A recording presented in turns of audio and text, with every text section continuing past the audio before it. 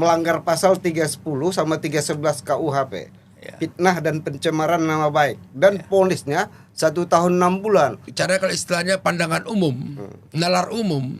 Ya sebenarnya semua orang tahu ini mengapa eksekusi begitu lambat. Jaksa Agung bidang pengawasan atau apapun namanya itu harus memeriksa kajari eksekutor di masa-masa kasus ini sampai masa sekarang ini. 2 hari lalu Matutina di Polda kan udah bilang, saya udah sering ketemu Pak JK, sudah minta maaf.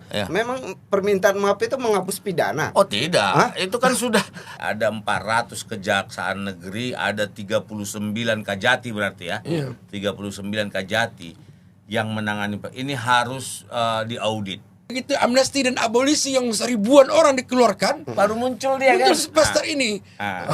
Pertanyaan juga ini. Ya itu. Kalau dalam prosesnya tidak datang juga ya harus tangkap paksa, ditangkap.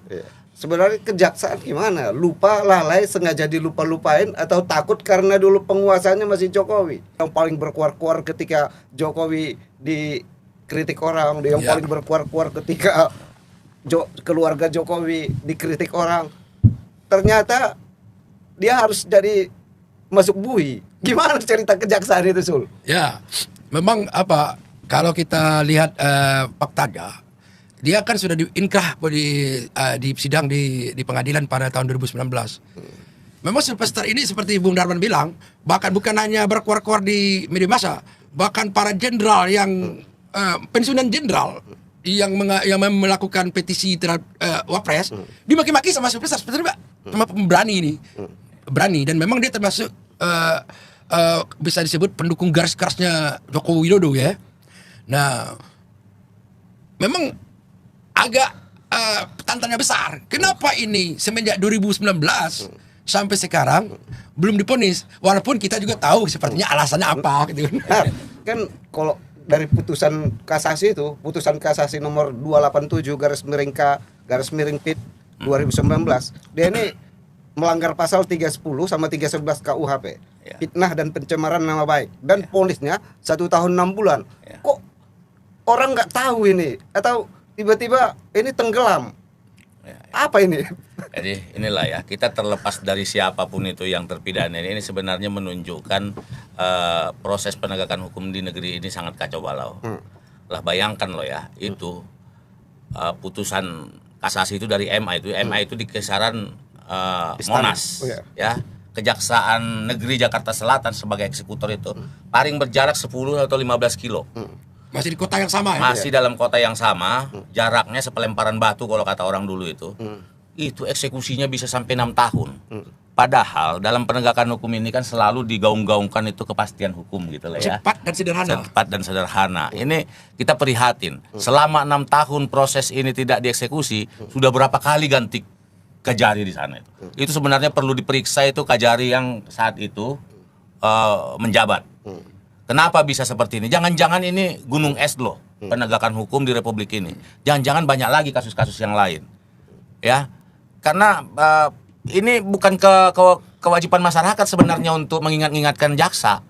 Jaksa itu dibayar oleh negara ini untuk bertugas melakukan eksekusi ketika ada putusan pengadilan. Ketika bersidang di pengadilan dia sebagai penuntut. Nah, harusnya ketika tuntutan itu ada vonisnya yang berkekuatan hukum tetap, ya laksanakan dong segera gitu kan. Jadi mudah apanya. Jadi masyarakat tidak terkaget-kaget loh. Ini ternyata orang terpidana kok masih bebas berkeliaran gitu kan. Masih berbicara di media massa. Masih berbicara di media massa, masih dapat jabatan lagi. Apa jabatannya itu? Wah, salah satu komisaris di BUMN pangan. Food ID kalau nggak salah. Food ID ya. Sekarang Sul, ketika kasus ini mulai jadi perhatian publik, sebenarnya kejaksaan gimana? Lupa, lalai, sengaja dilupa-lupain, atau takut karena dulu penguasanya masih Jokowi? Nah itu ada informasi apa di kejaksaan soal itu? Kalau soal itu kita tidak tahu nih. Kenapa? Apakah mereka lupa sendiri, atau memang waktu itu takut dengan Presiden Joko Widodo kan itu? Bahwa faktanya memang dia itu adalah pendukung garis kerasnya Joko Widodo. Tapi kalau kita lihat pernyataan terbaru dari kejaksaan, ini Kapus Penkum sudah ngomong kemarin. Dia bilang begini. Dia bilang kita akan eksekusi sekalipun Sylvester mengaku sudah berdamai dengan Halo teman-teman, kembali lagi bersama saya di channel ini. Teman-teman, kita telah menyaksikan sebuah cuplikan video yang dimana teman-teman yang saat ini lagi heboh yang namanya si Filister, teman-teman, yang dimana teman-teman kasus atau permasalahan yang dialami oleh si Filister ini teman-teman masih belum ya ditahan oleh kejaksaan. Karena kenapa? Karena si Filister ini ya sudah pernah melakukan pencemaran nama baik kepada Pak JK atau Yusuf Kala, teman-teman. Tentunya kalau kita melihat ya pejabat-pejabat kita di negeri ini teman-teman, tentunya ya banyak hal-hal yang memang tidak membuat contoh bagi masyarakat Indonesia. Karena kenapa?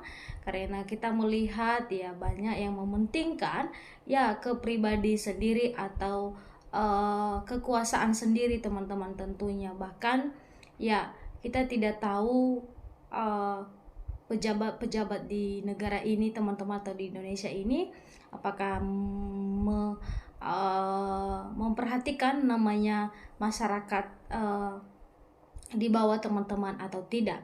Tentunya teman-teman, kita melihat bagaimana proses mereka yang sampai saat ini teman-teman masih banyak masyarakat Indonesia yang masih mengalami, teman-teman, kurang mampu, teman-teman, atau bisa dikatakan teman-teman masih dalam keadaan hidup mereka dalam keadaan tidak baik-baik saja tentunya.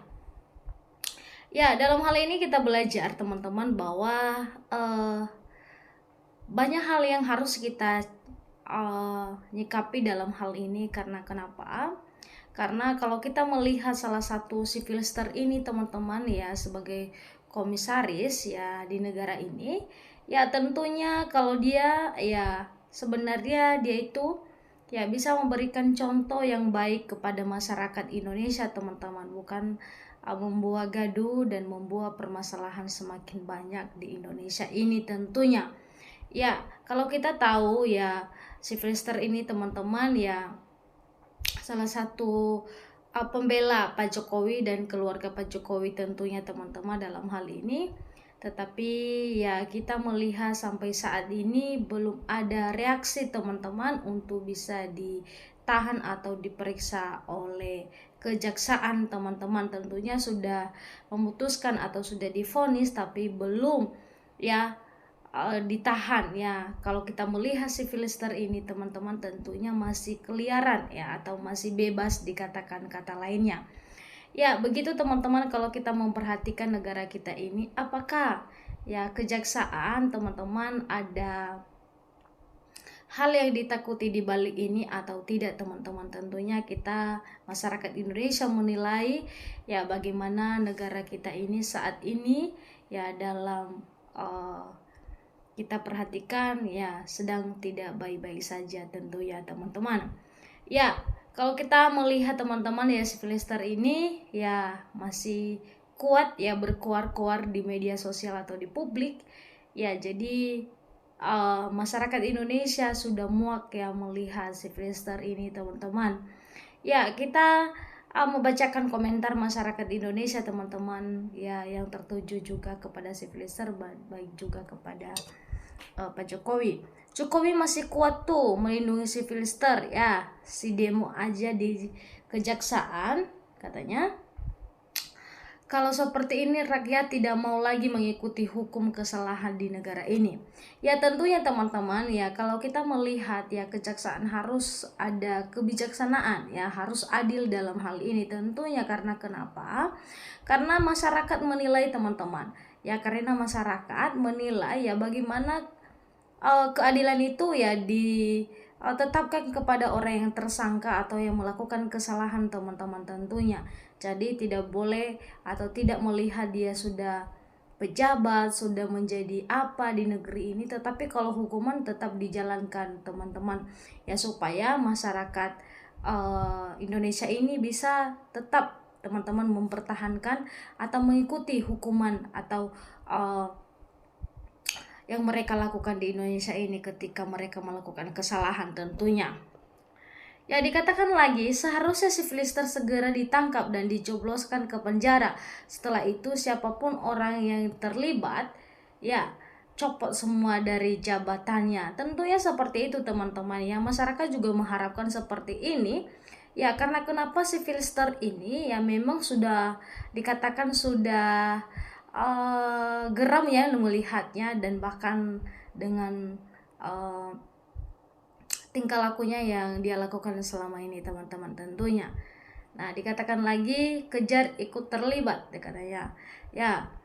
Dikatakan lagi teman-teman di sini bahwa kalau hilang sesekali beserta nyawanya aja, jangan tinggal dikubur aja, dan pemakamannya di TA sampai tinggal tidak tetap ya, dikatakan begini. Ya, kejaksaan harus bertanggung jawab karena sangat jelas penegak hukum semuanya sendiri. Ya, dikatakan Kejaksel perlu diundi, ada yang nggak beres, dikatakan begini. Jadi teman-teman mari kita terus memantau masalah ini ya, semoga semuanya terungkap dan si Filster teman-teman bisa menjalani hukuman yang telah ditetapkan kepadanya. Ya teman-teman, ini teman-teman semuanya yang mungkin yang bisa memberikan tanggapan dan komentarnya, silakan memberikan tanggapannya di lewat kolom komentar. Terima kasih teman-teman, sampai ketemu di channel selanjutnya.